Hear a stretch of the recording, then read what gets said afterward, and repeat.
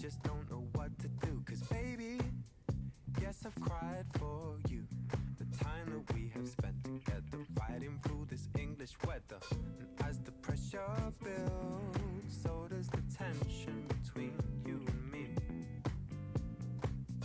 Time has gone so fast, watching the leaves fall from our tree.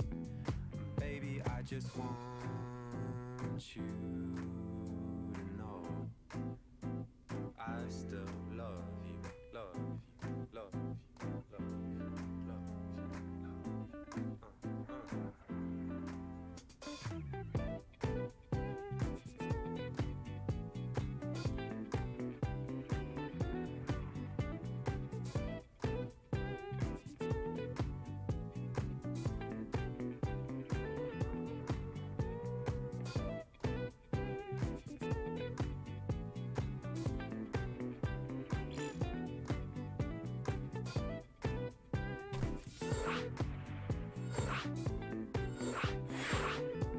And the grass is always greener on the other side. Maybe you should come take a trip sometime. Oh, you seem keener when they turn to night. Got you dripping out your mind, baby. Tell me it's a sign. As Hey, so does the tension between hey. you and me. I'm like, why is Wraith not VIP? I forgot this is not my stream. I'm like, that shit looks so plain. 90-second delay. Be aware, be aware. This will be a Protoss versus Protoss. Spoiler alert.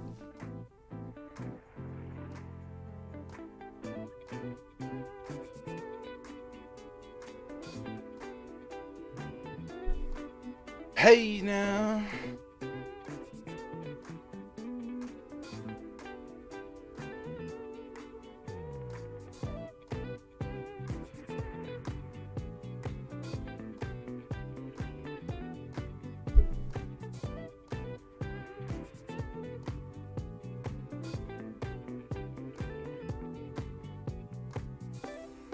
Oh.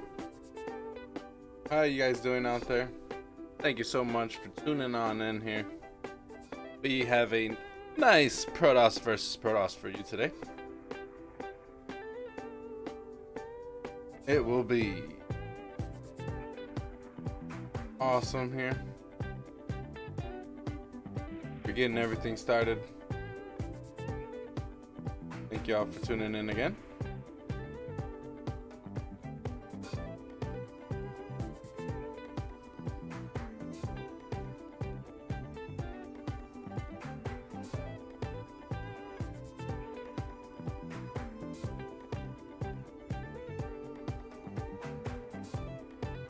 Hi, Cash. How you doing?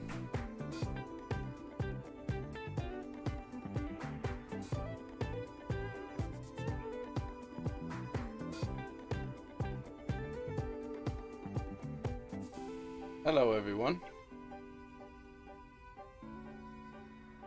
Welcome to the stream.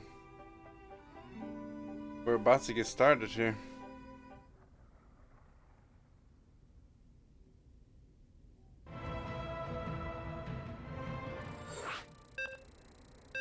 Oh, snaps. Here we go.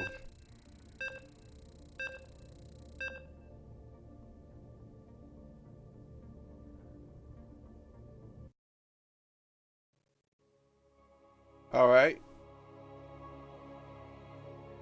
This is IndyK Crew Fight Club Season 1. Welcome. Maybe we can get that linked in the chat. In the bottom right corner, in the blue, representing IndyK Crew, it is Nerazim. In the top, Protoss in the red. Also, representing IndyK Crew, it is BluE. Of course they're representing IndyK Crew. Why wouldn't they be representing IndyK Crew? This is the IndyK Crew Fight Club Season 1, where it's pretty much round robin style 1v1s throughout the clan, you know? Put some money on the line per map. Everyone's gonna play a best of 7. Every map you win, you get money for it.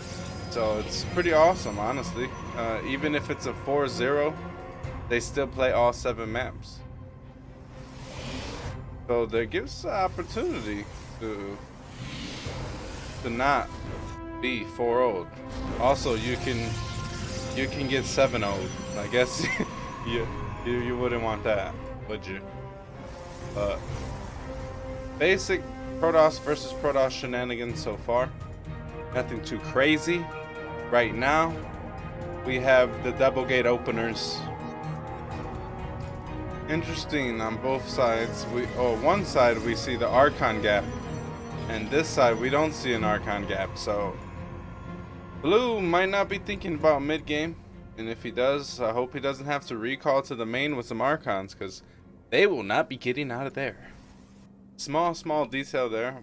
Doesn't really matter what wall you go with if it's just one base. But as you can see, both of them will be plugged by either a pylon or a shield battery easily. We have a deviation here, which is double adept versus single stalker right now. Maybe he wants to go early tech, but he's only making 1 stalker. Yeah, oh, there's the sentry. I feel like the sentry's a little late, considering that the sentry's a little late considering there's no tech either. It does look like BluE goes with the Stargate straight on. Oh, we're actually going with the extra sentry and a quicker expansion. So maybe this is part of his plan. I'm interested to see.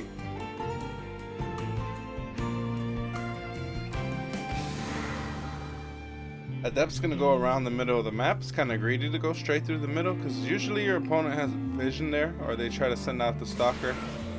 One adept can take on, 2 adepts can take on 1 stalker.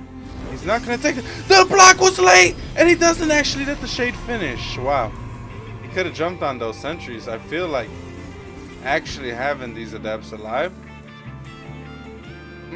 I do think he should have went for the shade there. He would have lost them. But oh, the block is finally there. Just keeping him honest. There is something to say about keeping the threat alive too, you know. Okay, we have a proxy pylon. We have a Nexus expansion on both sides. Robo on the side of Nerazim.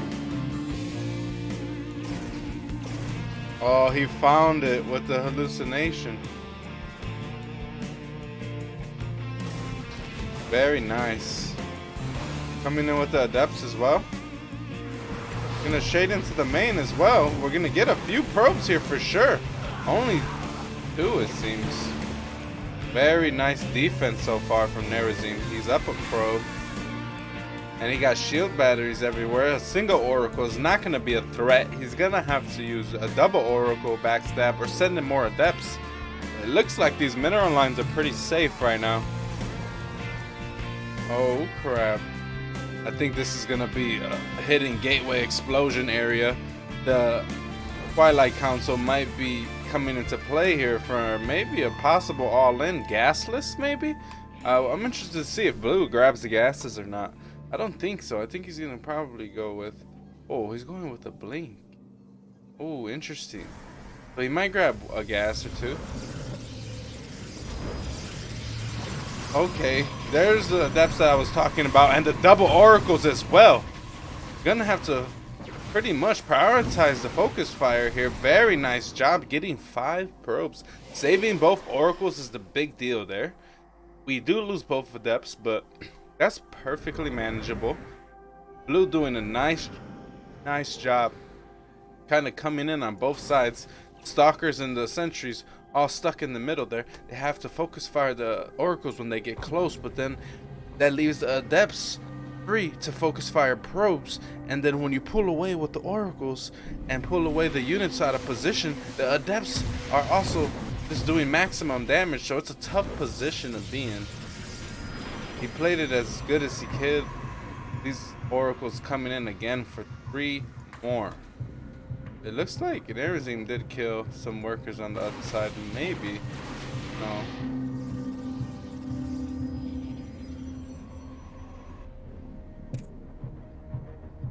Oracles and warp prisms. This is a little bit of a risky play because now that the Stargate's already in play, a Phoenix can be produced. And I wonder if he's gonna go for that, but he's not. Maybe he just knows that Blink's about to be finished. If you want to come in with that warp prism again, you're gonna lose it because I'm a Blink under it. He knows that it's a depth in there, and he knows it's not double immortal per se. Because if you blink on a prism and then 2 immortals jump out, depending on the amount of stalkers, it's a rough time for your stalkers, that's for sure. These oracles staying alive is such a big deal. His third base being so fast, also gonna be a big deal. But I'm interested to see. Okay, we do have not quite the okay. The gateway explosion is coming now. He's gonna have to need to do a 2 base all in or expand soon. Oh, finding a nice little angle here. Very nice. 4 more probes down. See, it's not all about just having your stalkers in position. You know, like you think they're in position, but the Oracle micro nowadays is so tight that you need to really be on patrol and not just in position. Oh, nice blink in here. Gonna also come in with some oracles. One of them's out of energy, so it looks like they're derping. And the stalker's gonna be able to snipe 2 pylons and the sentry. Gonna lose a few of them. And the oracles also will probably go down here.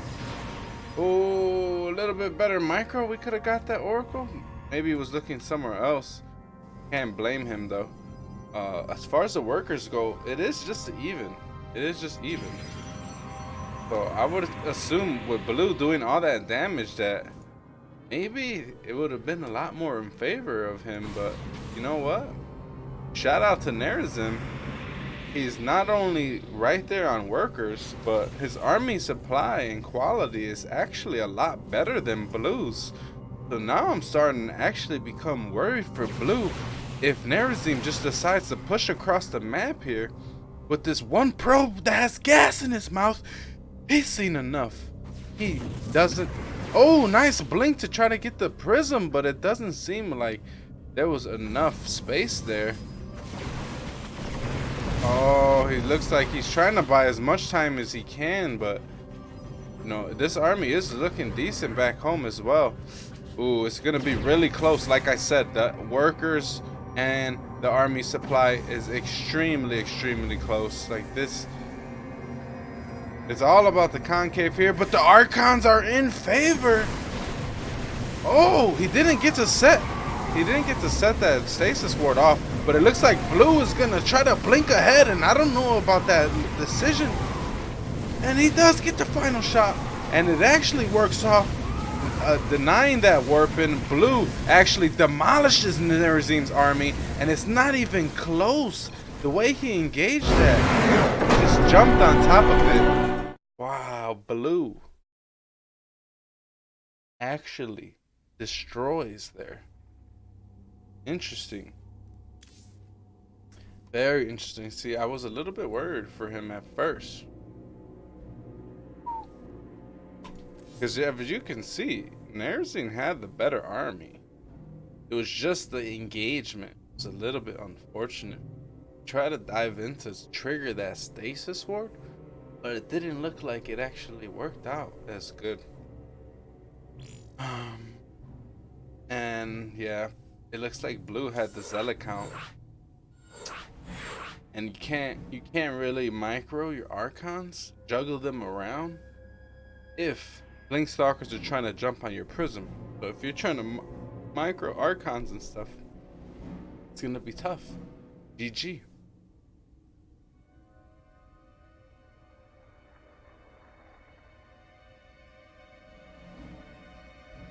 Yeah, really, it was just the warping the warping was in favor of blue, and the zealot count was in favor. Like, even with the overwhelming amount of archons that he had, Nerazim wasn't able to get his zealot reinforcements.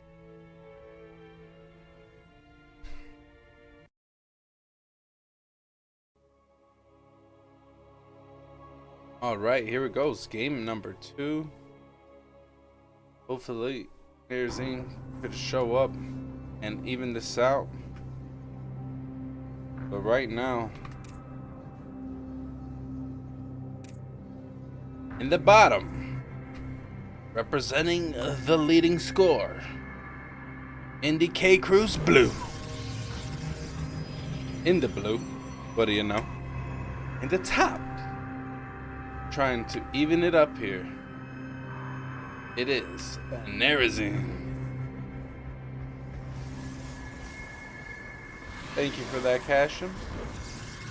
You can always check me out on my channel, and you could follow me on Twitter as well. I'm pretty active in the community of StarCraft, pretty passionate about the game.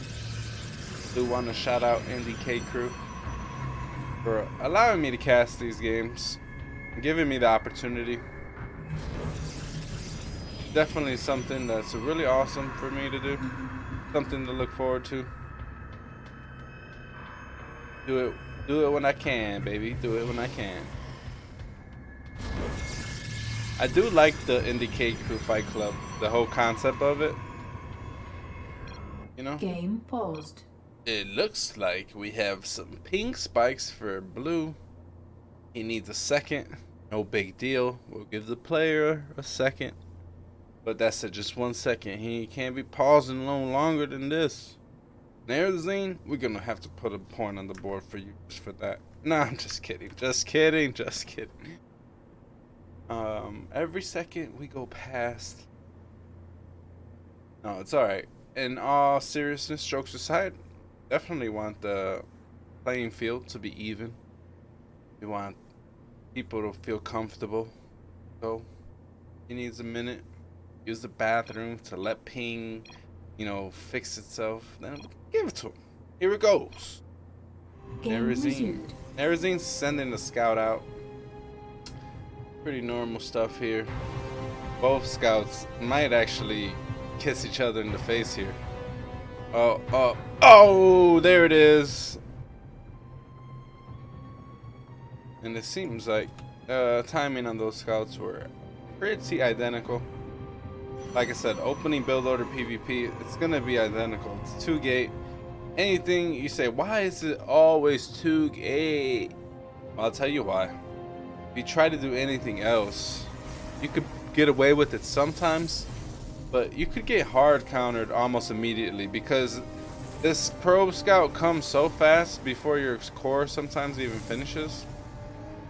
They could literally decide right then and there, okay, I'm gonna 3 gate you.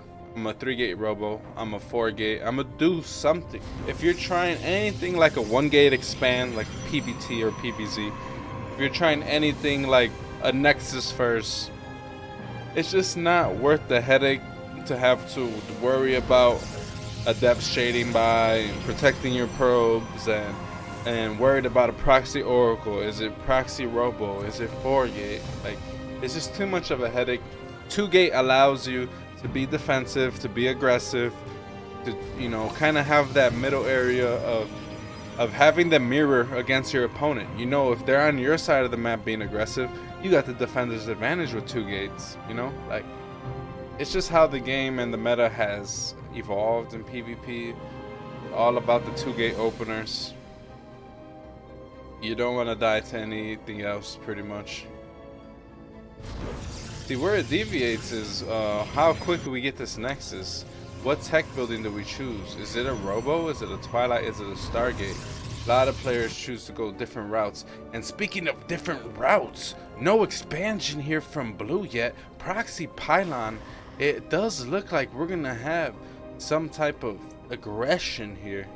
And this is something we don't normally see. A 4-stalker opener into a Oracle Harass. Looks like the shield batteries and the probes are being pumped out nicely here for Nerazim. So if he doesn't actually lose the low ground. I think he's gonna be in a good position, but with the 4 stalkers here at the bottom, he's gonna have to leave some units back for the double oracles. This is gonna get really scary.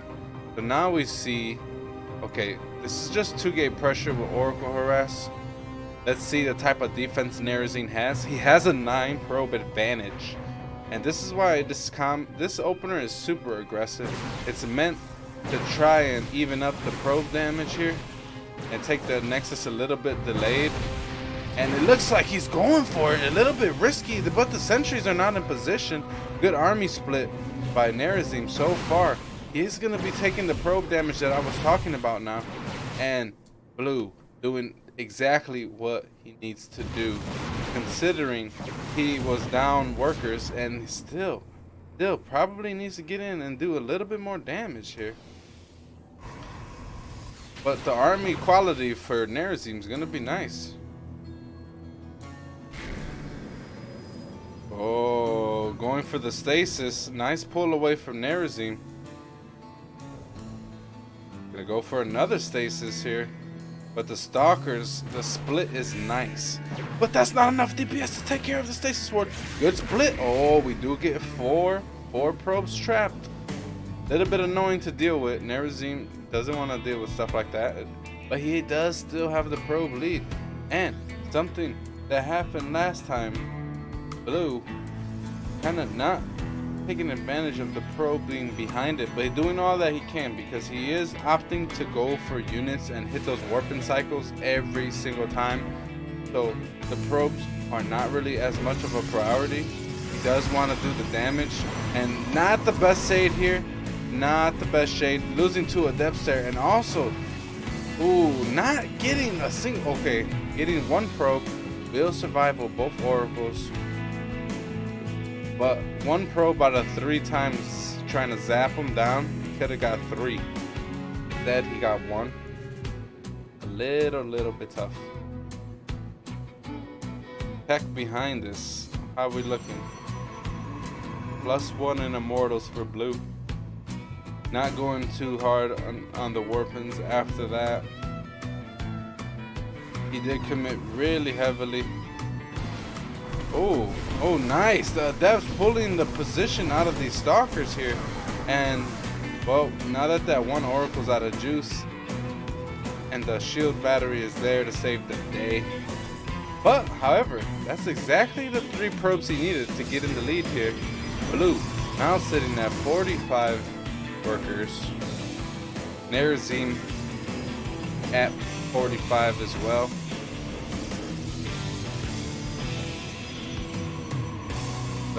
He did have to warp in a few more stalkers than he probably wanted to. So his army supply looks a little inflated right now. But BluE is going to have probably the better quality with more zealots and archons and immortals.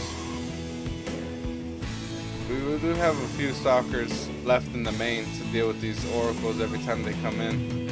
Something you want to do in PvP is learn how to not F2, because you really need to deal with multiple prongs of aggression from adepts and oracles at a lot of different stages of the game. And Nerazim finally getting some damage done on the other side here. Very nice with this prism. I really like this prism play. He did it last game as well. And I would like to see a Phoenix in production. You already win Stargate. You might as well go for the Phoenix. Single Phoenix to shoot this type of aggression away. BluE again going for the 3rd base. And Nerazim gonna go for the 2 base push again. Let's see if he can get that warp in. Oh, nice. I do like it. BluE taking my advice, making that 1 Phoenix. Nerazim gonna have to back off, losing his prism. He doesn't have the pushing power anymore. He's gonna expand instead. He can't commit any longer. Plus his charge was a little bit slow as well. So it's like you got no prism and your charge is really slow. And you don't even start up +2 yet. Oh, I feel like the window for Nerazim is really closing, especially on Simulacrum. This type of map is hard to fight up ramps like this. 1 force field ramp, 2 force field ramp. Either way, even if you get through with army, there's going to be so much area behind to just concave and wait for the opponent.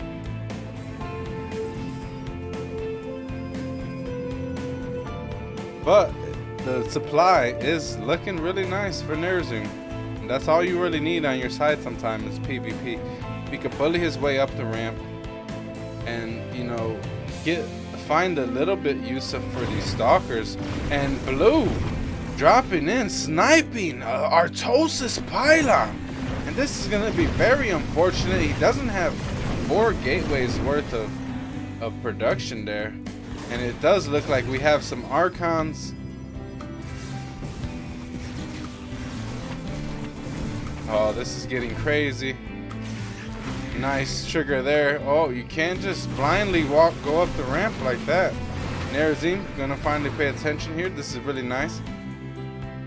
Maybe trying to get the double prong. Oh, a little bit of those zealots getting ahead of themselves there. The Phoenix is still alive. It's gonna not overcommit. BluE is playing this beautifully so far.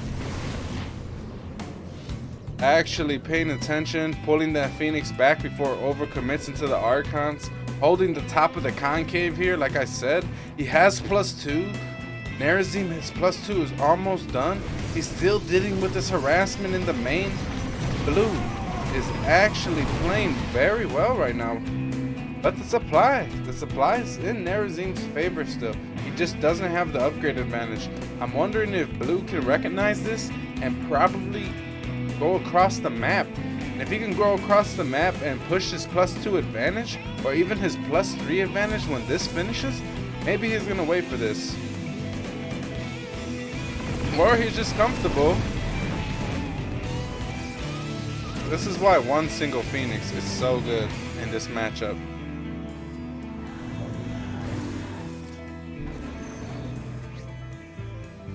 Just dealing with the prism.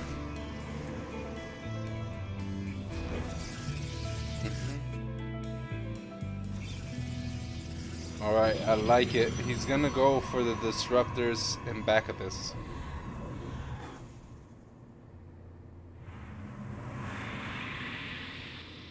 Disruptors is a great addition to your Protoss army once you get to this 150 and above supply mark, because you kind of have the same armies, right? And you never really know who's gonna juggle better or who's gonna have the better angle. And sometimes, you know, it's just PvP stuff. Like an engagement can go your way or it won't go your way. But if you have a disruptor or 2 in your army, and you could swing the tides of the battle by getting one single juicy shot, then honestly, it's amazing. BluE going for the absolute surround, and he finds a good engagement here with a lot of his zealots in front. And I don't know, this is gonna be absolutely crazy right before +3 finishes, and it looks like actually Nerazim, it's got the better fight there, and GG. It was a good idea from BluE, but it didn't really work out in his favor. Wow, I thought it was gonna actually go better than that. But like I said, PvP, sometimes you never really know. Hello, ENG. That was crazy. IndyK Fight Club.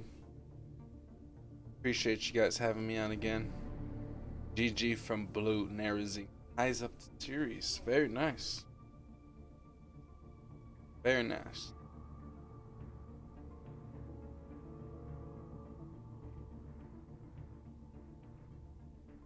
Sometimes, especially in this patch, it's not always about the zealots anymore.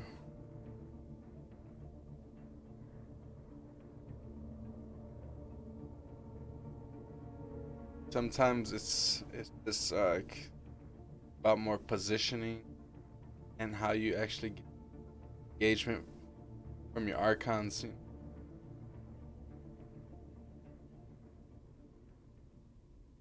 Honestly, Nerazim actually had more of his archons fighting. There was a few in the back that didn't actually get their shots off right away. Oh, interesting. I feel like BluE, if he did that over, probably never try to get fancy with Link there.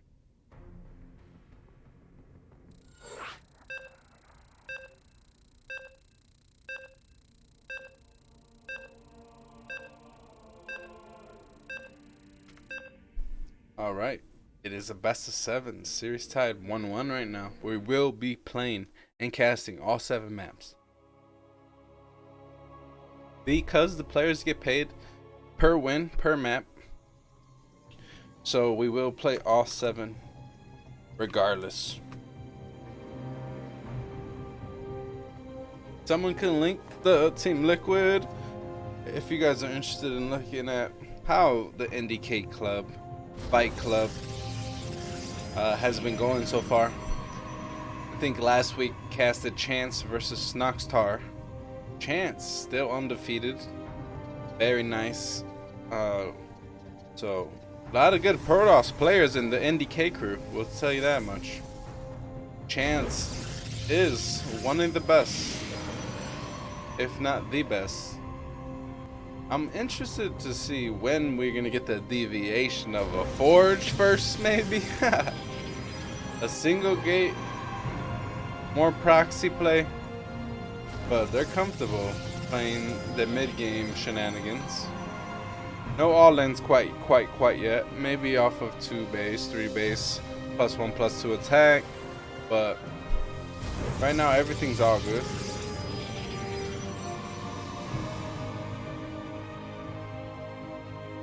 Protoss versus Protoss, man. Like, these players, they pretty much know the possibilities of everything that you can probably do, you know? We are on Zen. Zen's a great map. It has a lot of doodads that you need to adjust for. It's definitely one of those newer maps, right? Where we have these minerals that you need to mine out to make new pathways, to open up new entrances. So it's really interesting from a viewer's perspective, from a caster's perspective, just from the outside looking in. But when players play on stuff like this, oh man, does it intensify their games a lot more? Does it raise the stress levels? Does it open up the possibilities? It's honestly anxiety inducing sometimes. You never know, like, ooh, do you wall this with a pylon or building? Do I scout him back on my main over here? What is he doing? You never know. But none of that shenanigans is actually happening. We did get some thorough probe scouting where we did identify on both ends. All three pylons for the most part. You see 3 pylons here. Nerazim seen all 3 pylons as well.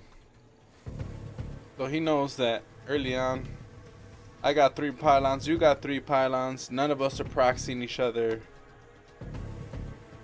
It's all about defensive play right now. Who's gonna get the hallucination scout that gives them more information?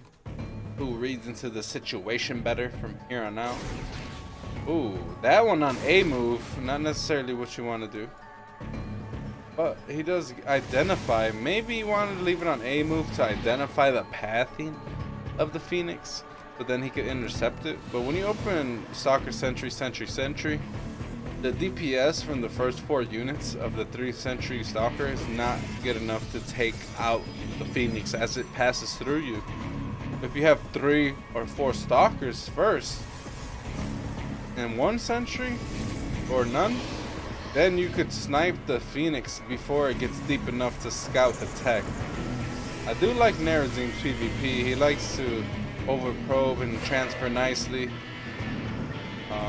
But BluE has a little bit of a different style. He likes to be aggressive. Throw those adepts. Throw those oracles. And I don't mean just throw them like, oh, he's wasting them. I mean like, I'm doing damage with them, you know?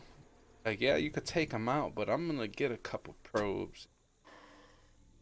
I'm gonna force you into a situation where maybe you have to go all in.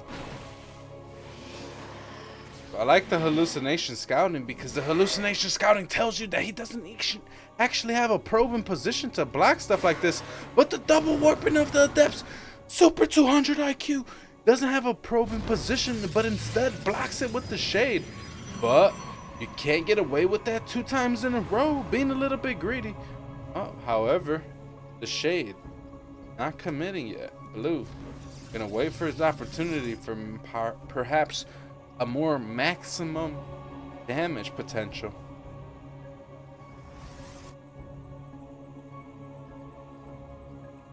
Interested, we're gonna get a pylon over here. These adepts are gonna get, I like it. This is why he keeps them alive, because he wants them to be available, stay alive, shade them in, then come over here with the prism, then pick them up, maybe go into the main as well. Oh, I like plays like that. Oh, we did get 3 probes from these adepts. Did miss a little bit of that. Got the tail end of that. But we got some adepts coming back over here. Can we even up the... Oh, gonna shade to the other side. Not only even it up, but get 1 extra probe. So we got 2 adepts for 3 probes on this side, and 2 adepts for 4 probes on this side. 2 of them come across the map, just shading themselves. This prism escorts the other 2 from BluE. BluE and Nerazim, they're really evenly matched. I love the games like this. You can tell both of these players understand what they really want to do. The advantage we have here is BluE is already working on +2 and charge is halfway done.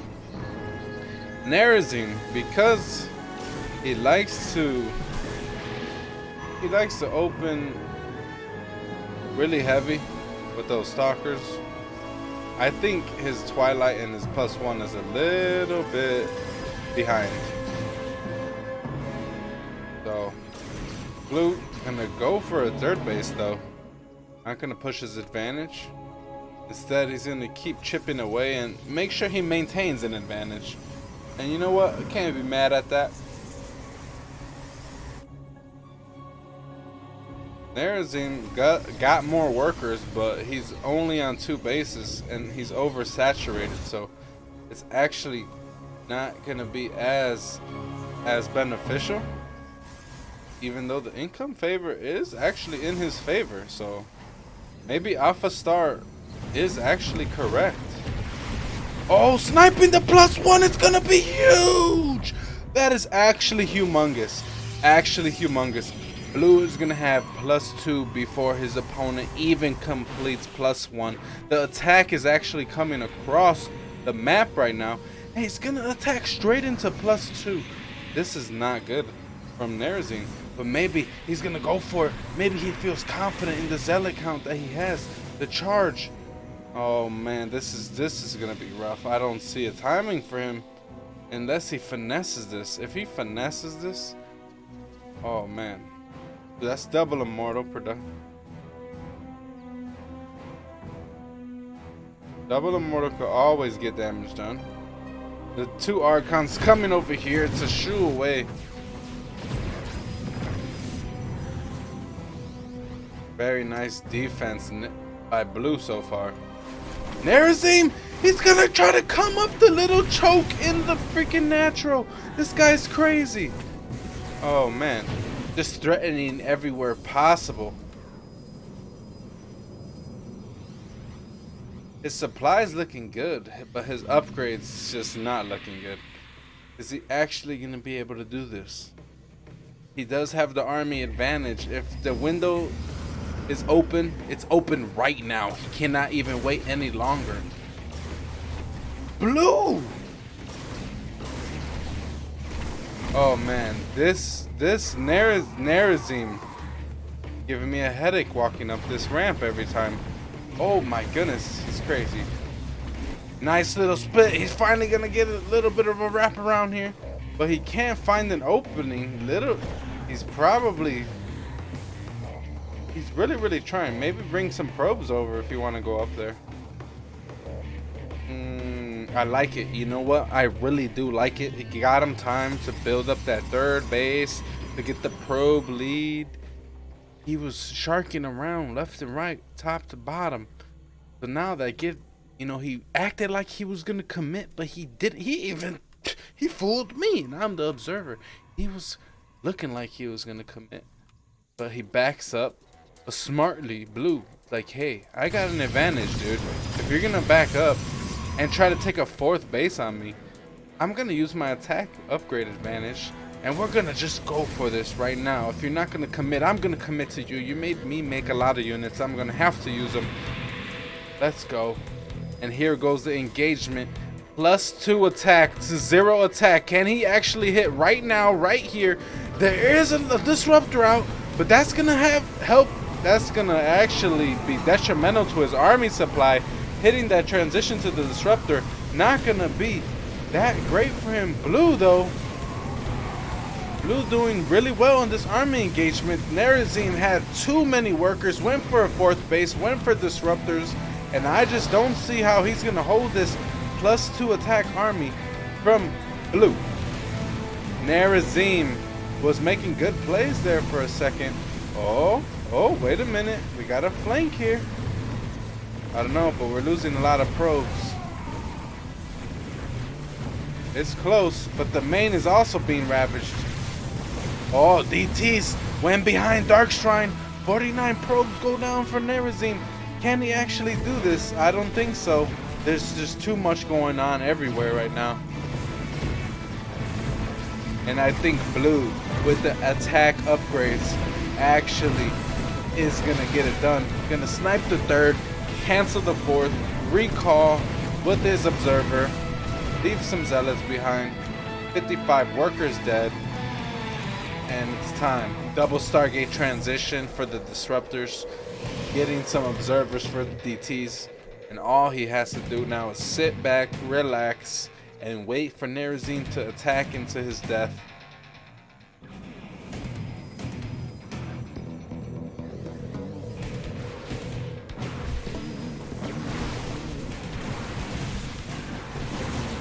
Finally gonna probably use this choke to his advantage here, because he does have the zealots coming through, but he just doesn't have enough.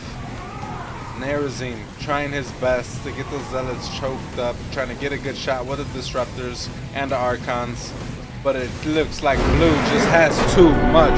GG. BluE gonna take the series lead. This is the IndyK Crew Fight Club Season 1.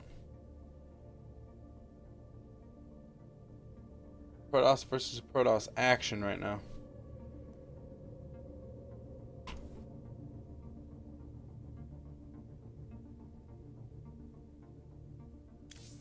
Upgrades. That was all that one was about. See, Nerazim tried to get cute with the disruptors and probing up, getting a fourth base, but that's not necessarily how you win a PvP, by having more probes, maybe an extra base, especially when it's already 3 versus 3 base. All about the engagement and the upgrades. So being that BluE probably clicked on his, at this level, you gotta assume, right? BluE clicked on his opponent's army and seen like, this guy has no upgrades. Like, maybe I can actually go across the map here. Try to attack into me. He pulled back. Whatever he was doing behind that was obviously something that, you know, if he's gonna get back into the game with, right? So it's like over probe, disruptors, DTs, all comeback mechanics. Nerazim knew that if he's gonna be behind in upgrades, that he needs to go with something like DTs or disruptors. And he was doing the right place. But BluE just had the upgrades already. Went across the map.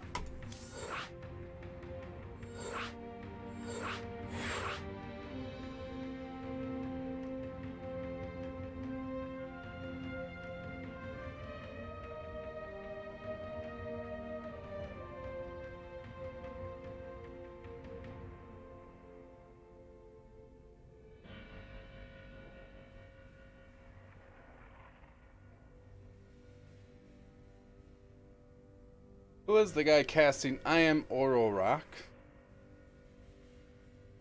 I am a ladder connoisseur, coach, and caster. Be sure to check me out on my personal channel. But thank you for IndyK crew having me on casting these games. Say to him, who are you? Yeah, Panda. Who are you? Panda Dolph XD.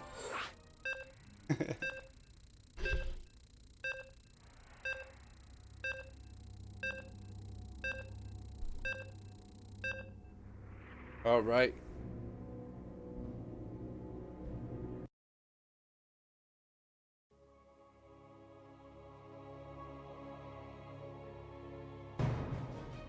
Best of 7 here. BluE's up 2. Nerazim has 1. Correct me if I'm wrong. But here it goes in the blue. Spawning at the top. It is Nerazim. In the bottom in the red.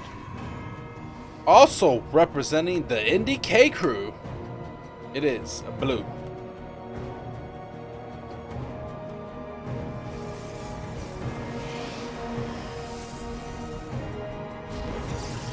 Gateways on top of gateways.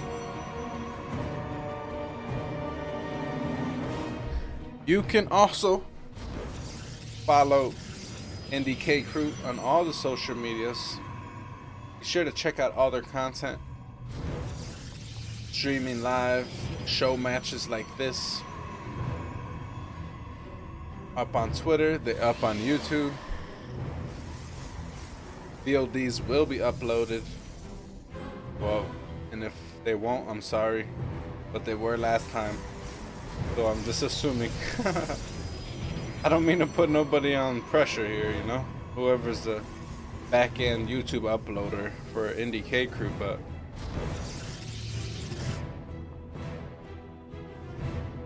we'll just go with yes, it will be.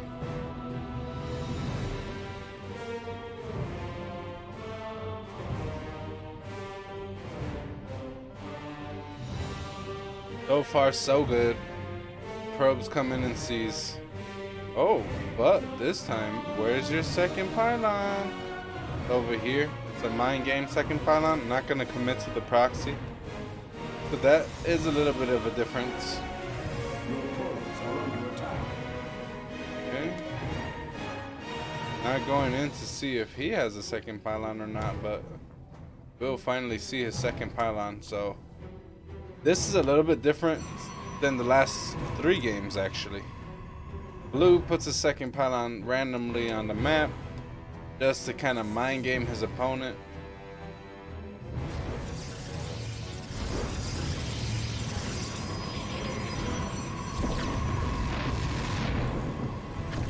We'll get the scout off on the Stalker Sentry opener. But listen, Nerazim, he is not falling for this, man.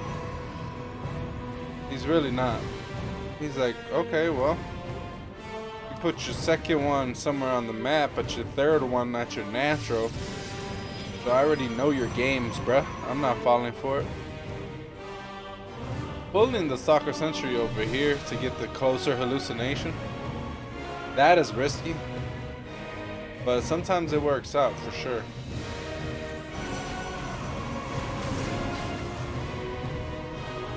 Gonna get the scout off on the robo real quick. So the reason why they do it, they send it over and send it in closer, just so it can have another lap and a half. You know, even though he's not really controlling it beyond, because he already sees the Expo and the Robo, so that's all you really need to know.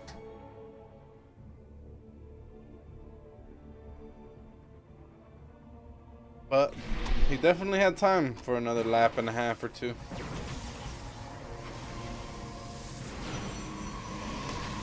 Robo Forge on this side. Robo only on this side. See, Nerazim, he's not one to drop that Forge, is he? We learned last game he was behind on the upgrades, and that's why he lost the game. And this game is going to be a little bit behind on upgrades as well, as the Forge for BluE is already faster. That's the benefit of the second pylon on the map. You can send in the depths non-stop and catch your opponent so off guard. You can see that they don't have an actual pro patrolling to block, and you know that it's free damage pretty much. It's like, okay, I'm not only gonna get some in your natural, but I'm gonna shade through, or at least threaten to shade through.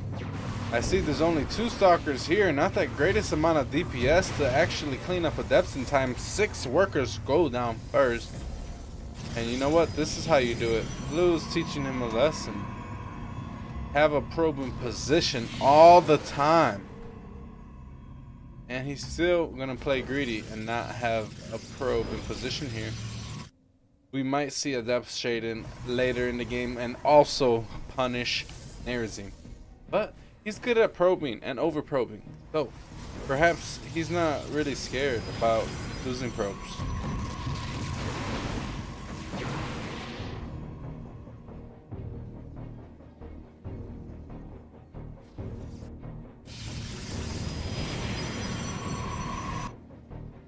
I like the hallucinated prism. This is beautiful.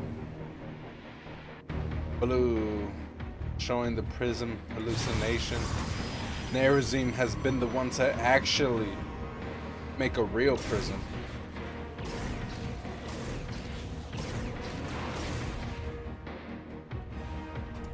And now BluE gonna make a real prism for real this time. He does have only 4 gates, adding the Templar Archives. Hallucinations non-stop gonna keep track of this Warp Prism. Such a high level play, you want to be aware of that, definitely. If you get caught off guard by just losing too many probes, it's just unnecessary.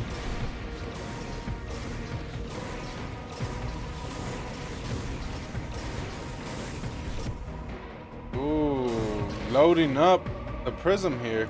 The hallucination does see that, but he runs into the other hallucination. But possibly he doesn't. Oh yeah, he knows. He's gonna look for it again. Oh no, he doesn't know. Double immortal drop coming from BluE.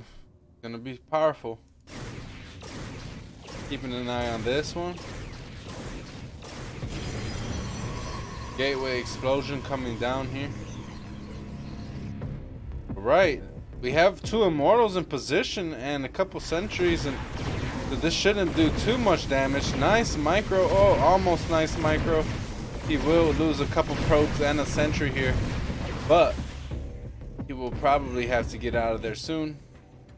Recall coming on down.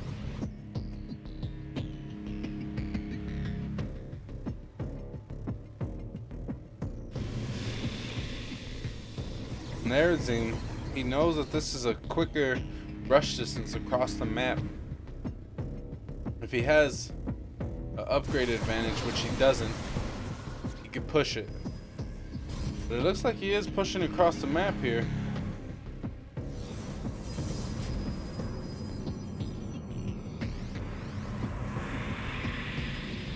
Alright, BluE's actually got the army supply. We'll see what it is. It's 3 Archons versus 3 Archons. There is more Zealots here for BluE. Who's going to have the better engagement? It's all about the engagement. I spoke about it earlier. PvP. It's about the upgrades and the engagement. It does look like +2 will finish first for BluE. The Guardian Shield already popped. It's just like spreading the wings like, let's go, I'm ready to fight. Maybe Nerazim gonna just posture and wait for them to run out. BluE is ready. He's popping these Guardian Shields nice and early. But maybe too early, because now Nerazim has the Guardian Shields and BluE not necessarily gonna have it. He does have +2 first.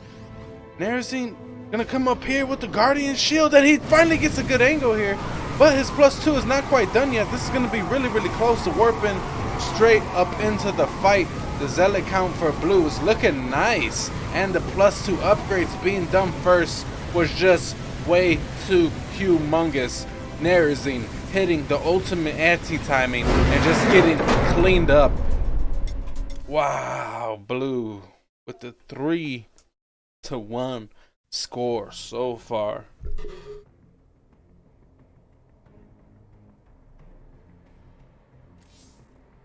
All right.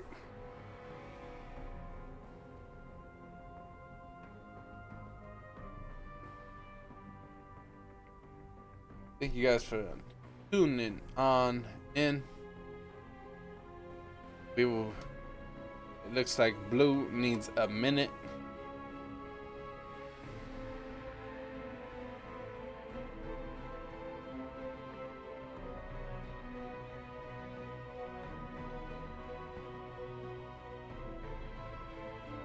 Yeah, just hitting right as soon as the +2 was done for BluE.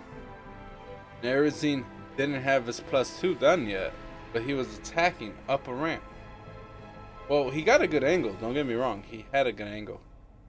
But he didn't have the defender's advantage, and he didn't have the upgrade advantage.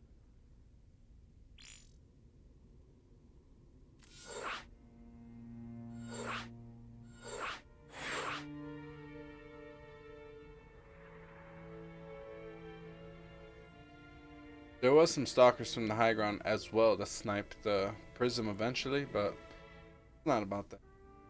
Important for sure. But BluE just had the upgrade advantage. Nerazim hit like 15 seconds. He thought the Guardian Shield was going to be good enough. And it is pretty much like +2 armor, but it's not as big of a deal when you got Zealots and Archons on top of you.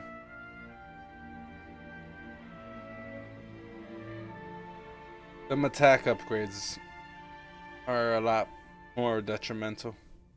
The Guardian Shield doesn't work for melee, I don't believe. So Guardian Shield doesn't work versus Zealots. Correct me if I'm wrong out there, but it's for projectiles and for like pretty much getting attacked like that.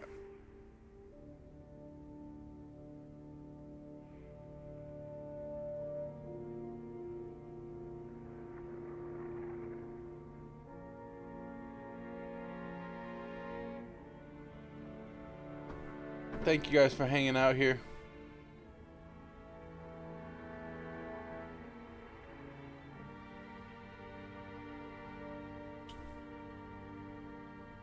We do have a caster command if you're interested to know who I am. Well, as of right now, it looks like BluE needed a minute, but we finally got him in here.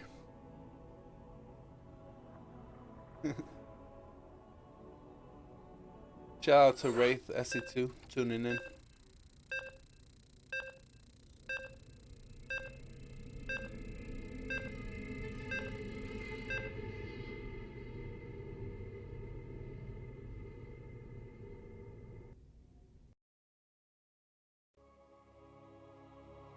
Alright, we're on map number 5 out of 7, boys and girls.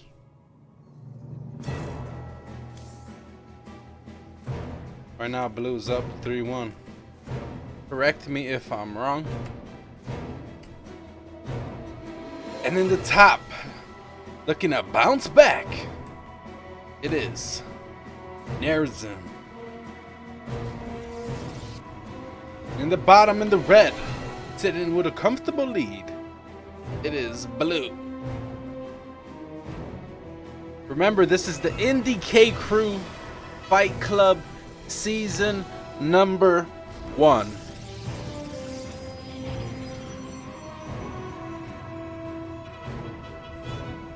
Very awesome stuff here.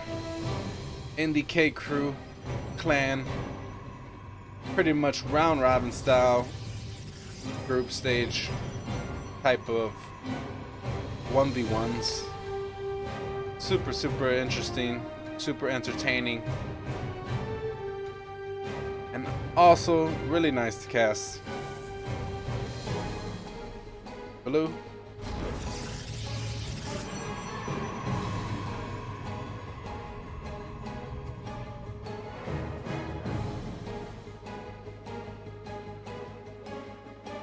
BluE's looking good.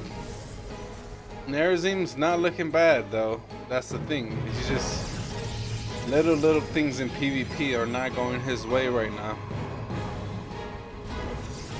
The timing that he tried to hit last game was just a little bit off.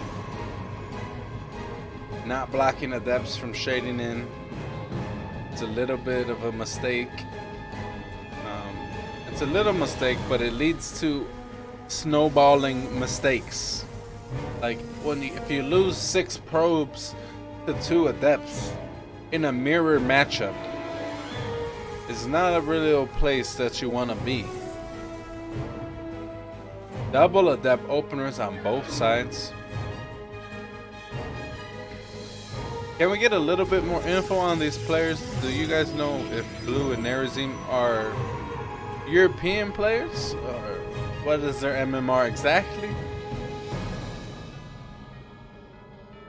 I'm interested.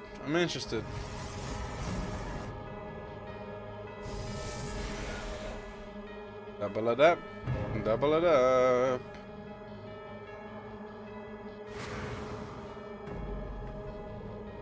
Will those adepts run into these adepts? Looks like he's gonna go around. Very smart play there. Nerazim gonna come to the middle. Gonna get vision of everything in the middle, but adepts going around each other. Nobody knows about opposing adepts. We do have a Stargate on one end and a Stargate on another end. The Oracle's almost done for BluE though. Getting on in here again. Nerazim with the simple mistake of letting adepts get into his base, not having a probe on patrol again. He just doesn't like to block adepts out. And the Stargate's late. He's gonna go Phoenix first though, because he knows about the Oracles now. So this might actually pay off. Nerazim just doesn't care about blocking adepts because he overprobes. He does that Alpha Star thing, right? He's like, alright, you wanna lose adepts to kill probes? That's fine. I'm losing minerals. You're losing gas. Maybe he feels that way. I'm just trying to look at the other side of it. Obviously, it can snowball out of hand. Not a place you always want to be. To put the pressure on yourself to kill those adepts sometime.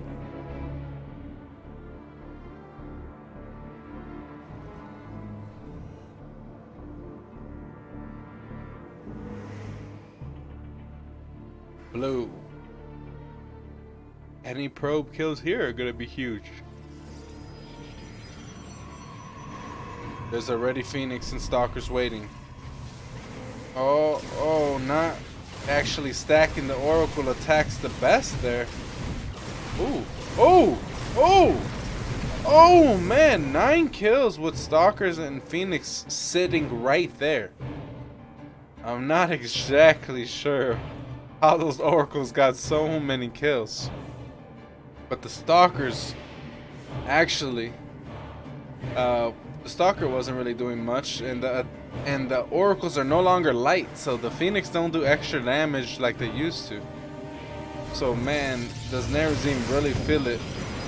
The Phoenix got a lot of pressure on them to do a lot of damage here because the Oracles are now out of play. They don't have to stay back home. This is gonna be a blink follow-up from BluE. And more Phoenix for Nerazim.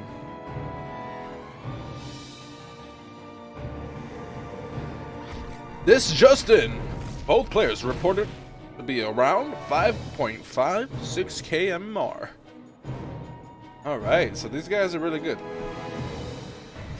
And Adepts again getting on in for blue. This is his signature move, just finding the damage.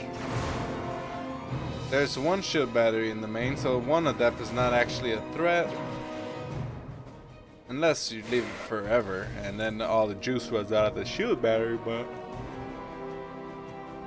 not something that's likely to happen. Blink's almost done. This is a lot of stalkers, and I feel like Nerazim scouts that perfectly. But his robo seems a little bit late, so if there's just a flood of blink stalkers that heads across the map, I'm a little bit scared here. There is a lot of adepts going to be thrown for a lot of probes, hopefully. So adepts, Phoenix, shading on in, gonna try to do some damage. Nice split from blue here. He already has blink done too. Oh, hallucination actually finally gonna get that scout off. Ooh. I like that move.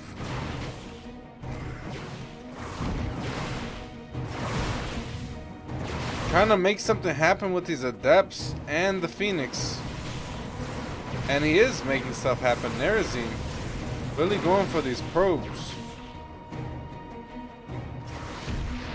Nice. 6, 7, 8.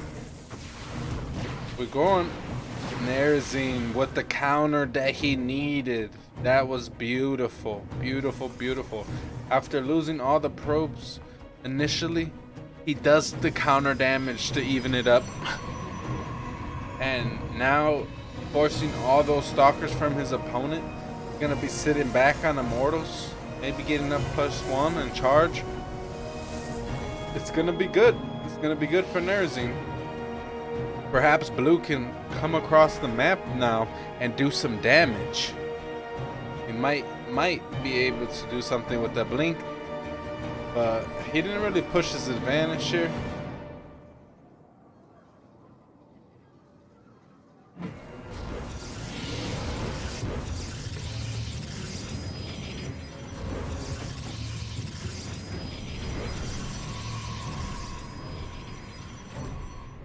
But he's looking to go for it now. A lot of stalkers here. 14 stalkers.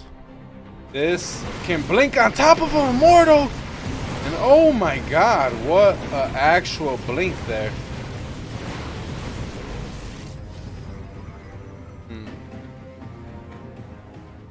Blue lost a little bit more there.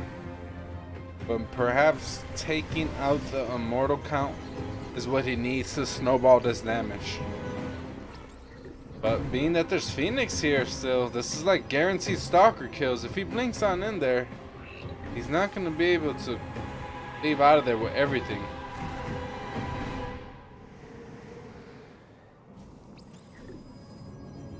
Oh. Blue getting 2 workers and recalling. Nice. I like that. He didn't overstay his welcome.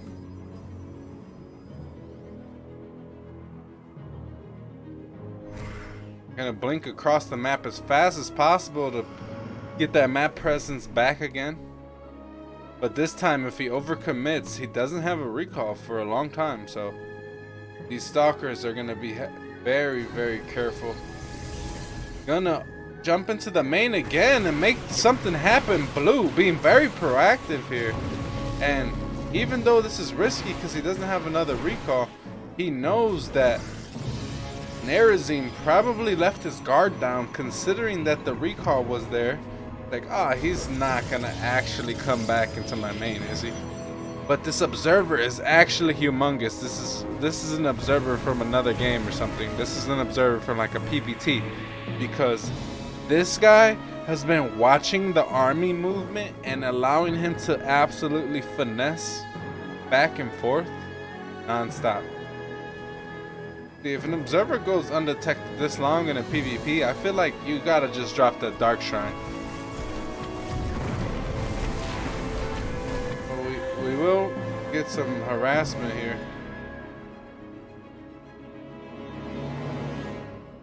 Stalker's making something happen on this side. War Prism making something happen on the other side. Nerazim does have the probe lead. And does have the +2 advantage this time. Oh, one stalker cannot fight two zealots.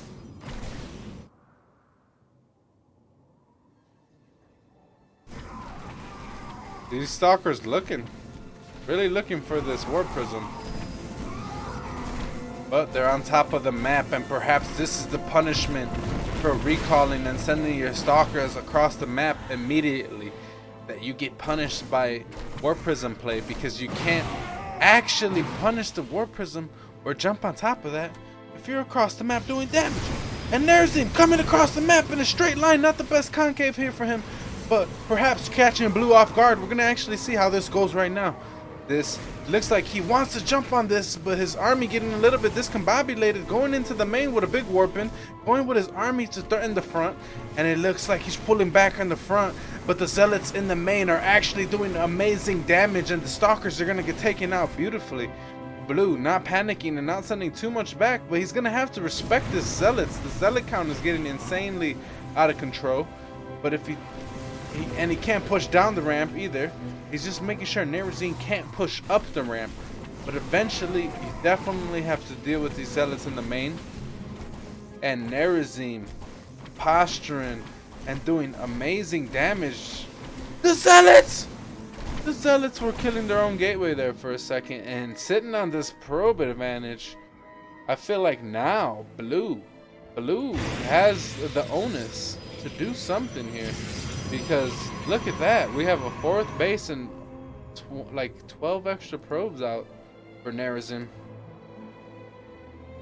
Hello, Giggle Bear, how are you doing, bro? Thanks for tuning on in to the IndyK crew, Fight Club, Season 1.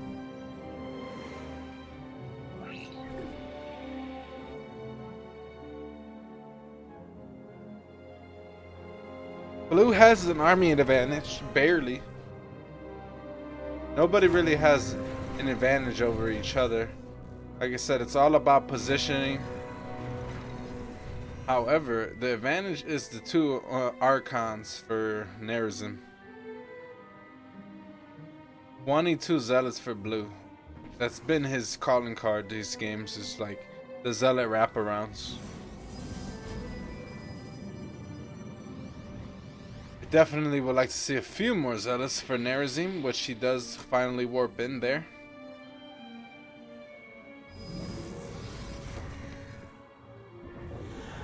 Alright, who juggles the Archons better? Who gets this better fight? The +3s are damn near on par with each other. There's essentially no immortals left in here. Well, for BluE at least. That's why he's going heavy zealot, because if your opponent gets immortals, the counter to those immortals, if you don't have immortals yourself, are just more zealots and Archons for sure. But that's 3 immortals. Oh, he's in position to catch the concave coming down here, but he's not in position to catch the concave on this side. Nerazim just posturing now. BluE is extremely supply blocked right now.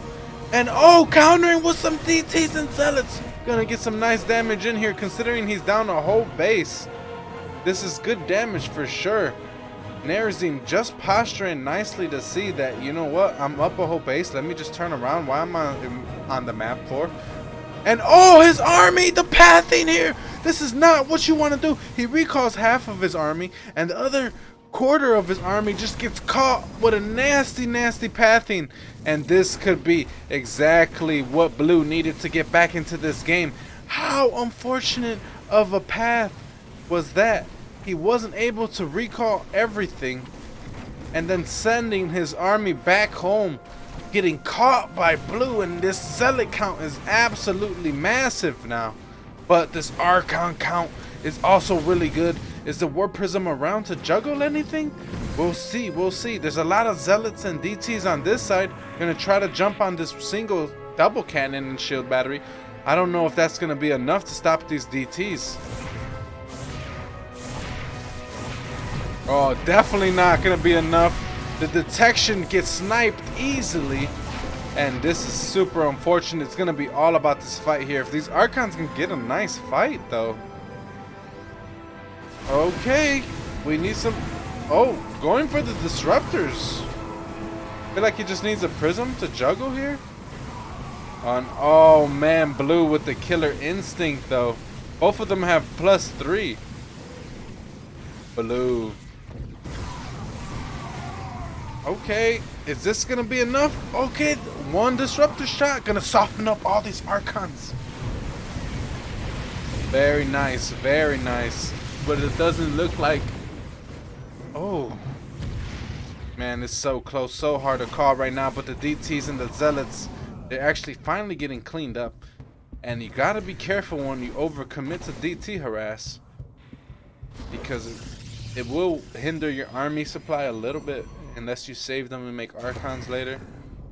He does get the 4th base. But now it goes back to 3 base versus 3 base.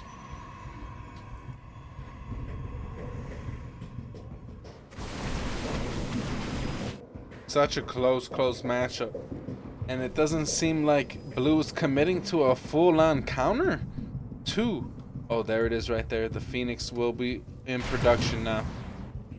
But it didn't look like he was committing to a full-blown counter at first.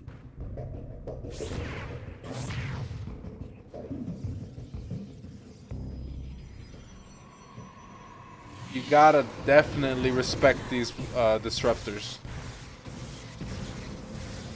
Especially in a mirror matchup. If you have the same amount of units or the same unit type, but then there's a disruptor or 2 in the mix, that'll just throw off the DPS and throw off the engagement. So wacky. Like, it's hard to call because disruptors do so much damage, and when they hit Archons, it's like you don't really technically see a lot of the damage.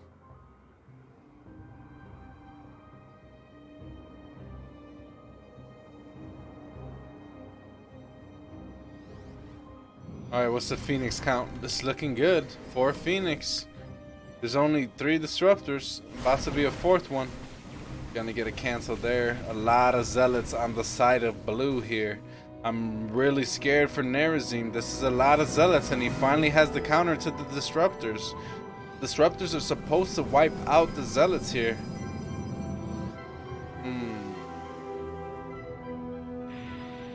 We don't have a 4th base for BluE yet. It looks like he's going hard on this 3 base economy. Kind of just going all in from here.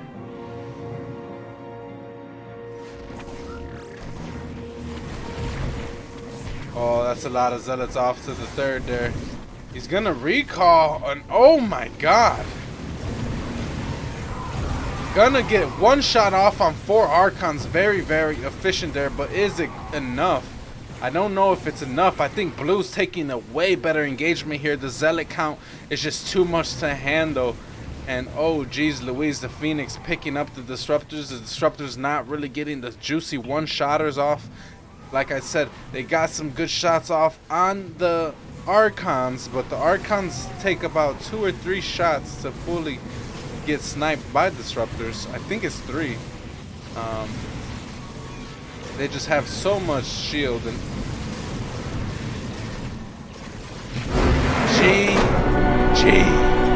BluE will take his 4th game.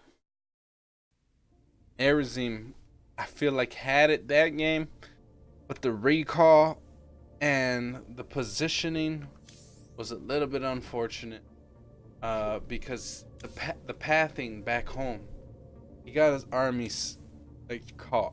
Really unfortunate for him. These guys are so even though. Look at that. BluE never went above 50 workers.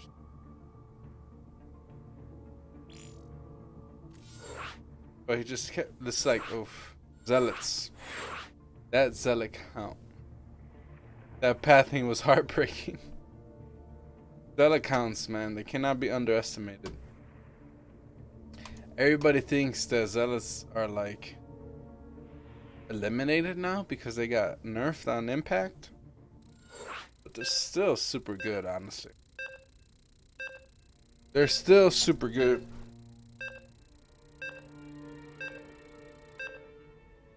All right, we're on game 6. Game 6. Is it game 6? I think it's game 6. Yeah, once you get disruptors, when you're behind on disruptors, I mean, when there's more Phoenix than there are disruptors and you're making Colossus, just not a good. All right, in the bottom, looking to bounce back here. It's really even. Throwing them dukes. It is. Nerazim.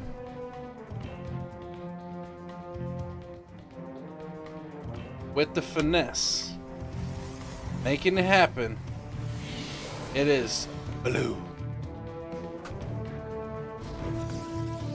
See what they say, the key to PvP is not to go above 50 workers. I think 52 workers is perfect for PvP. Because right around the time you get your dirt up, right? And around, what, 7-8 minutes where like half of your main's mined out? So you could take 8 workers from your main and transfer to your third. And then you could be like fully saturated here. 8 out of 8 here. 16 out of 16 here. I think that 52 mark gets you those 3 bases real nice. If you're just hitting nothing but warpins, you know? And trying to get the biggest army possible to win the game. Kind of like what BluE's been doing. Like, we see Nerazim going to 60 plus workers, right? That's not necessarily winning him the game. BluE's staying on that 40-ish, 50 probe mark and just making a crap ton of zealots and a crap ton of immortals and archons and just whatever else he might need, right? Just harass with double immortal and warp in, do damage. So it's like if he's not making as many probes or many bases, sorry about that, he's gonna have more units to work with to not defend with, or that too, but also be more aggressive. Like make a dark shrine, play with some DTs and some zealot warpins. Like obviously, if things go sour, if things go downhill, it's not as good because you can't recover. But it says something to actually be aggressive, right? It says something to actually put that pressure on. It forces mistakes. A little bit of mistake for BluE, not reacting in time there. But not the end of the world, honestly. Not game changing whatsoever. Could be though, because if you don't scout your opponent, it doesn't expand right away. I like this opener from Nerazim. It's very Alpha Star-esque. Adepts and Oracles non-stop. I find this really scary against quadruple stalker openers,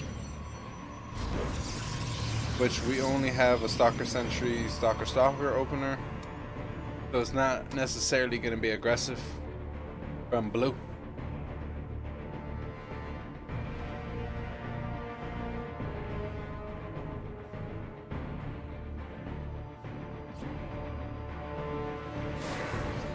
It's going to be 6 Adept double Oracle. This is real old school. Zest used to like this build a lot. I personally also like this build a lot.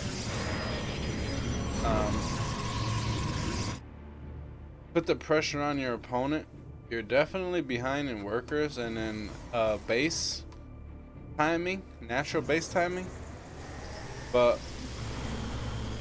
you have 6 Adepts and 2 Oracles to possibly do game-ending damage to your opponent.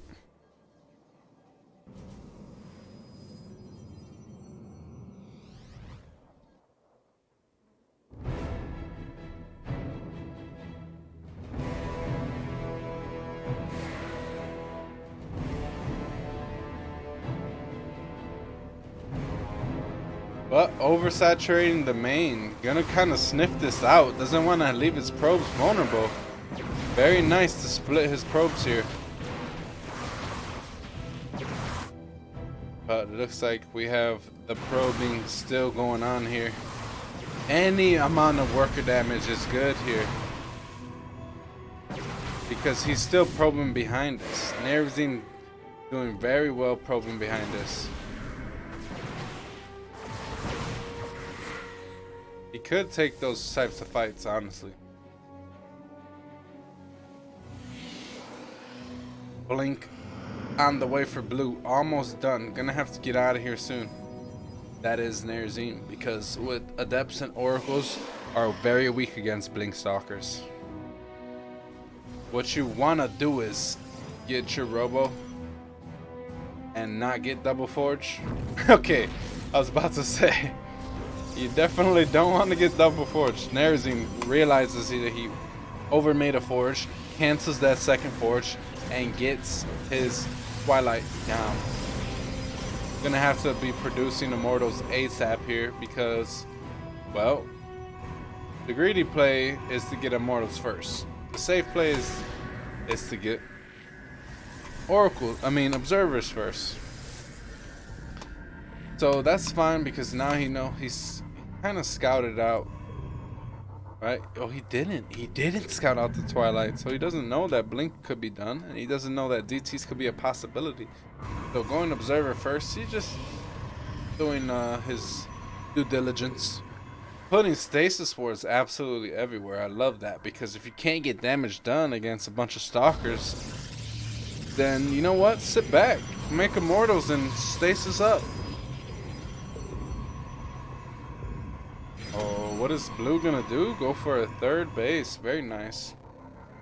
Something a little bit different than what he's used to been doing. He's used to been doing this slow, like low probe count, heavy army style.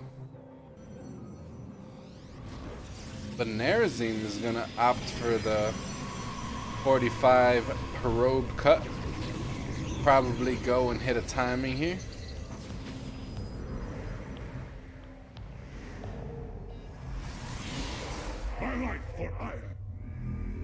Nerazim doesn't know about the third yet, but somehow, some way, he's just feeling frisky. Gonna go hit a +1 timing, perhaps. Prism gonna meet up with the army. Gateway Explosion is finished. He doesn't commit to +2. This tells me that he really, really wants to go for it with everything he has on +1. This is gonna be a nice timing, considering that BluE went for a third base and he's pretty much a little bit later on the army production here. He does have the Blink Stalkers though. If those Blink Stalkers can catch the Prism, I think the lifeline for BluE gets extended here.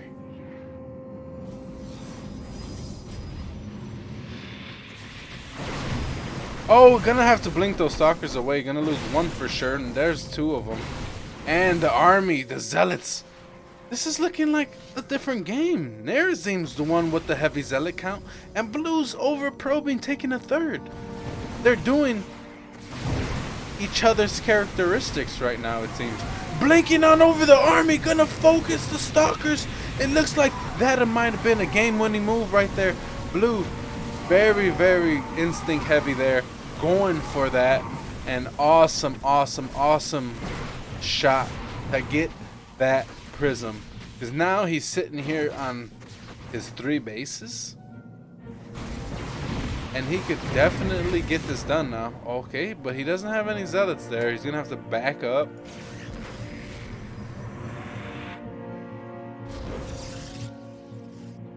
Yeah, I do think the third base is necessary in PvP because it gives you extra mining from when you go 8 out of 8 from your main, and it gives you extra supply.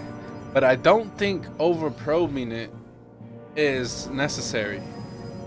So staying between 45 and 52 workers is key. The third is necessary, but like I said, going beyond 60 workers or so, I think is deadly. Oh no, Nerazim, that's not the ramp you want to fight up.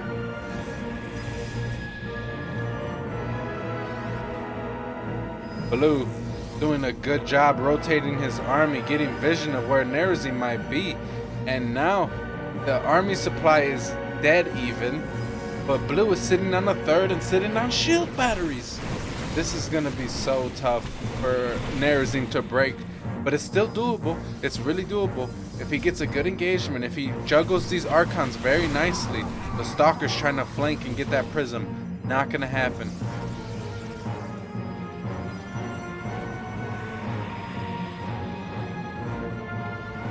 Oh, derping the army with the Prism! Oh man, nice derp there. But let's see if this actually gonna work. Oh man, this might not be a smart idea. Drawing the Zealots all the way in and recalling them, what? And just gonna stay on top of this ramp here. Wow, actually recalling the Zealots. That's interesting. BluE going to about 51 probes. I do think he's gonna have the advantage the more time this goes on. Those probes and this third base starting to pay off. He's gonna start taking off in supply soon. Maybe adding another gate or two. What is the count here? 8 gates to 8 gates. I would like him to see maybe 9 or 10 gates. You have the third base advantage. You could probably afford the extra production. I think it'll be all good if he did something like that. Oh, this is the opportunity Nerazim needs. If he actually gets through here and derps BluE out and takes the army fight that he actually needed. Can this be it? Can this be it? The Prism looks like it barely survives. He will be able to possibly juggle here. Nerazim finally finds an angle, going back and forth, rotating non-stop. But is it enough? There's still 3 bases. The Prism does finally go down. That Archon was reaching. Oh man, but Nerazim was on the natural mineral line this whole time, but he doesn't have a recall anymore. Even though he kills 20 probes, he's gonna be so susceptible to a big counterattack. BluE has to go now. If he gives Nerazim more time to remake an army, it's just not gonna be good. The long distance mining here from Nerazim, very interesting. He still has yet to throw down a third base. He has the money now, but he keeps on opting for those Zealot weapons. Harassing, I don't know about that one. Kind of need every single unit that you can get right now. That Archon count is absolutely ridiculous. I think BluE's still fine. His army is a lot better. As long as he stays patient, reprobes, he has the extra Nexus. Perhaps everything is all good again. Oh, maybe you're gonna find a Zealot. I mean, no, not gonna find it. Gonna find 2 Zealots, 3 Zealots, and maybe an Archon. Ooh, plus 2 Zealots. They ain't nothing to mess with. And recalling 2 Zealots. And saves them at least. About to say. Close. There's a lot of shield batteries here. I don't think fighting into this is ever gonna be a good idea. BluE playing the long game here. Kinda just playing the safe game.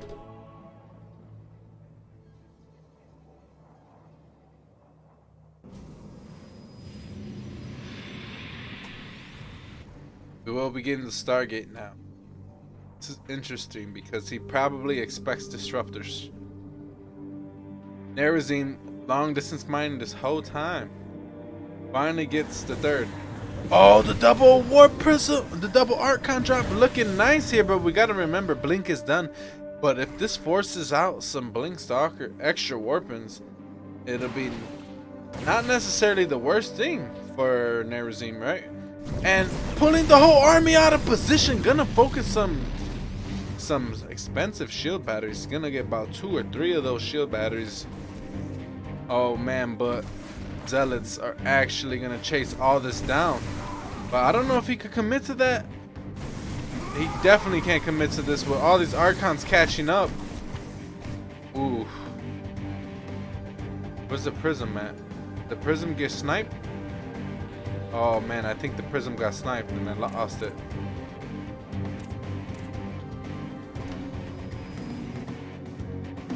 Sorry, I'm trying to think of the hotkey. I don't remember the hotkey to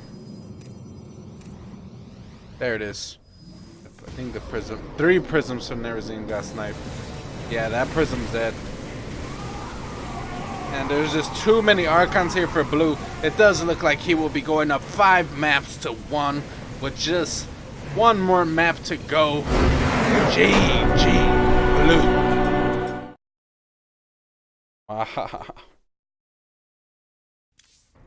GG to BluE. He's been playing super well. Nerazim kind of. It's not really what the score says though, because, well, the games have been so even up until the point where it, it just snowballs in BluE's favor. I'm not trying to be that guy and say, whoa, it's not really what the score says it is. They're a lot closer than that. But it is. It is. Like, you can see these games, like, so neck and neck up until the point it's not, A little bit unfortunate for Nerazim that hasn't been getting lucky, but BluE's been playing aggressive and he's really been making stuff happen.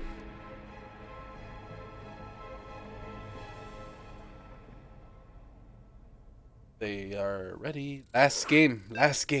Give your energy to the players, especially Nerazim. Let's get him on the board again. Get him a little bit more bread.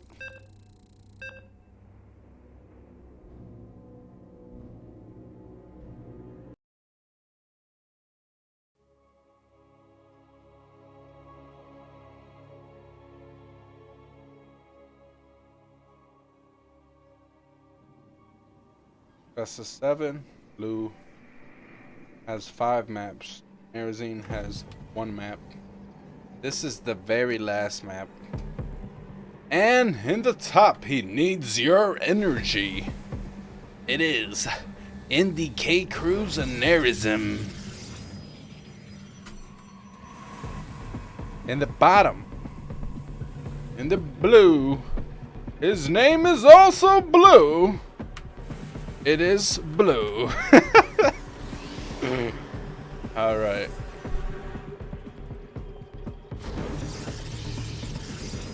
But I'm pretty sure he's opposite of BluE right now. Definitely not sad. He's been winning most of these games. So that's nice.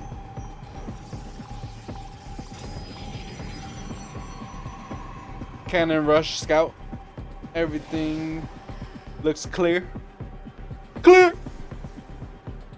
Clear. And clear.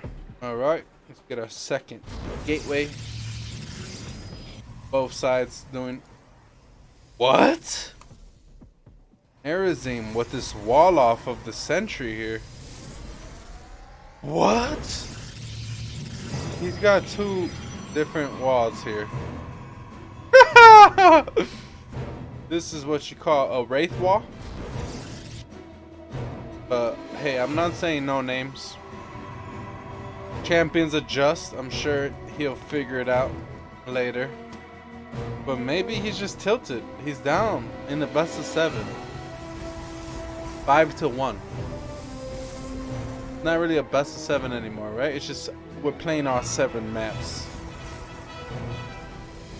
Maybe this is just simple, like it's not normal. I want to see, maybe he has a plan, or maybe he is tilted. Who knows? We're gonna see. Maybe he puts his 3rd pylon here. Maybe he puts it here. But yes, if you guys do want to support the IndyK crew, feel free to drop them primes, drop them donations.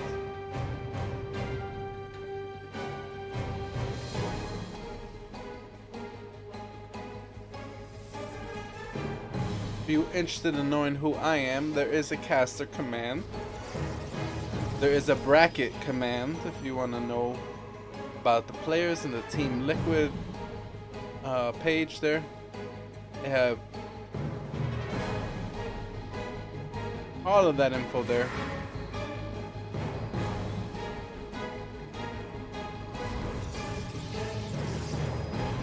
expansion coming down for BluE, but after Robo coming down for Nerazim before expansion. And oh, this is gonna be close, but he will be in time to block there. BluE coming on in. You're gonna see a lack of expansion. Immortal first. Okay, this might be something aggressive, but he will grab the Nexus eventually and not the extra gateway. So we do have an Immortal. Very nice.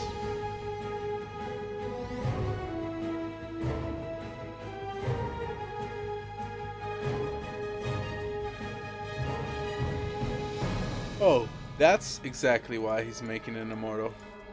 He decided not to scout his opponent. He doesn't know anything he's up against right now. But the best way to scout is to attack. And that's what he feels. So he's going across the map. He's going to do a 2-gate pressure with a single Immortal, a probe behind it. I like this build from Nerazim. It's not that bad, you know?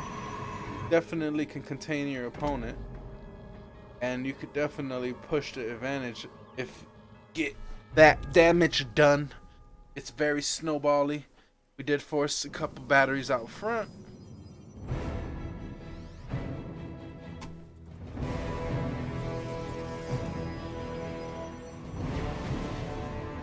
Oh, I would have liked to see that stalker shot. Sorry for that.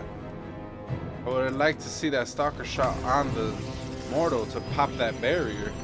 Oh, very, very smart move getting that prism next. BluE has an idea what he's up against here. He's positioning well and he has a prism. Prism is a counter to sentry pushes, because if you get trapped, you don't want to be trapped, so you lift. Very nice hold positioning from BluE. He's actually in a lovely, lovely position right now, and it's going to be all about the micro here.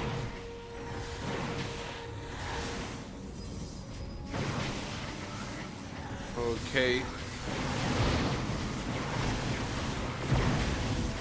Nice pickups from BluE. He has 4 shield batteries. They're almost out of juice here. A lot of stalkers versus Adept Immortal. Oh man, this is a definitely close engagement here. The shield batteries are running out of juice here. The Immortal's still alive. Gonna be juggled up on both sides. Now there's 2 Immortals on the side of BluE, and this is gotta go home now.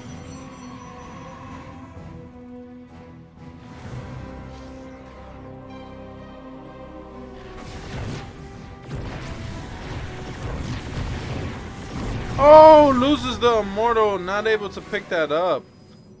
Little bit sloppy from Nerazim there. Very good defense from BluE. He did have to spend money on 4 shield batteries though. Nerazim, on the other hand, had an extra gate and lost a few more units.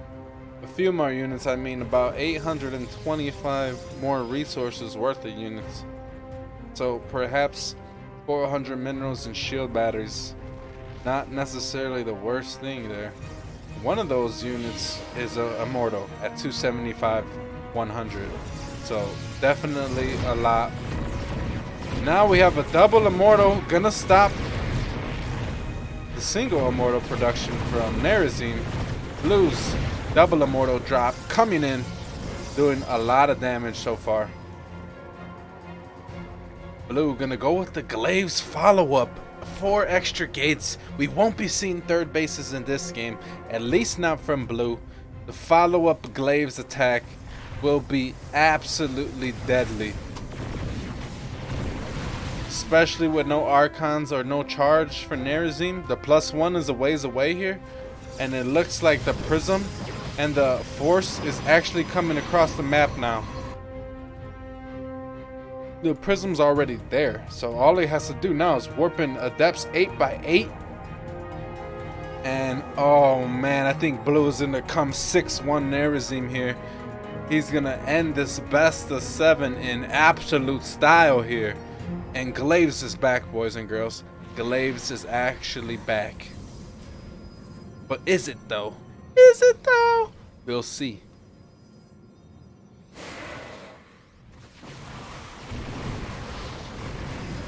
All right, Prism, Glaives, jumping on those Immortals. 3 Immortals here for BluE. Nerazim's army might not be able to handle this quite yet. Natural being. Oh, but Nerazim on the other side. Oh crap. This is getting crazy. BluE sitting here with a nice supply. There is a disruptor in production. There is a recall coming on. We're gonna snipe the robo though.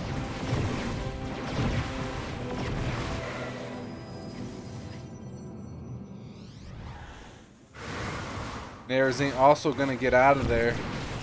Right now, if he loses this natural, this is gonna be huge. BluE sniping the natural. That's a big play there. And sniping the robo. There's no more disruptors to counter the glaives. This is not looking good for Nerazim here. BluE has his natural and has a depth glaive still. Disruptor wasn't able to slip out. The robo is being rebuilt, but the Stargate is lining up at the same time. Oh man, Nerazim has to be feeling a little bad after this one.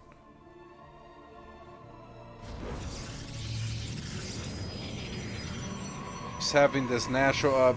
The income is in favor of BluE. Right now, it's just a numbers game here.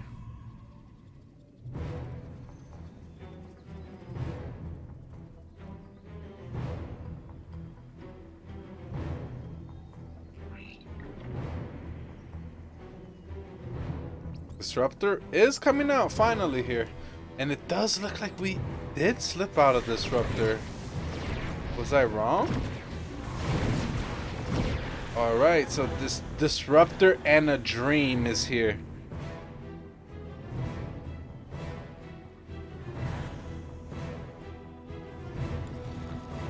Wait. He killed it. He has the Disruptor. I feel like he should definitely take that.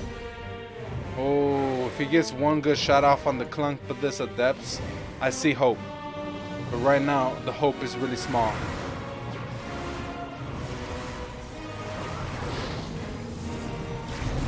And with that, the hope dwindles even more. The Phoenix is going to be able to lift the next Disruptor, or that Disruptor as soon as it comes off cooldown. And the Phoenix is going to take out this Prism, and that should be the nail in the absolute coffin right there.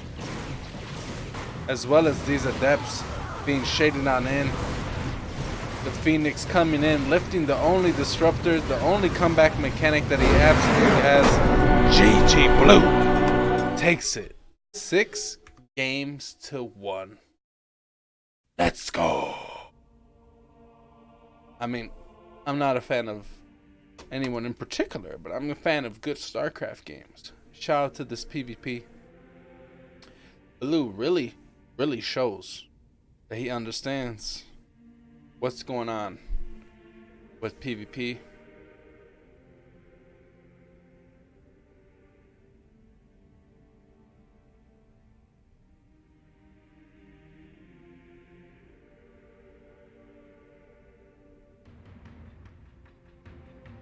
Everything looking good, man.